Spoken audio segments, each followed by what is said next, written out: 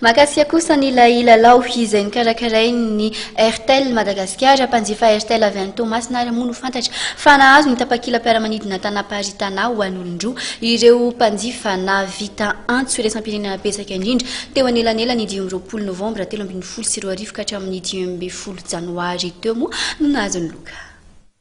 Imbole Erzo Samson avy any Tomasina no tsara vitana nahazo ny tapakila ho an'olon-droa tanam-paharitana tamin'ilay lalao izay nikarakarain'ny Airtel. Izy no nahavita antso betsaka indrindra nakany ivelany. Nanomboka ny 20 Novambra 2010 ka hatramin'ny 20 Janoary 2010 no fotoana nomen'ny Airtel anaovan'ireo mpanjifa antso iraisam-pirenena amina firenena misy 120 ka izay nahavita antso betsaka indrindra no nandrombaka ny tapakila. Aliza nifanoka lena alohan'ny Airtel de miantso de mandeha antso na nisy espoir satria matetika miantso de matetika mahazo antso koa avy any andafy zany de tonga le andro sarobidy de azo izy. Andehanareo ve zany le bio ho any andafy mihitsy aloha? Andehanako izy.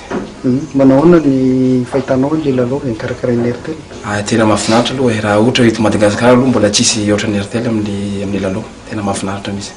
Tena za mahasahy miteny fa Airtel mahafinaritra ohatra par rapport amin'ny les concurrence nanjy eto Madagasikara.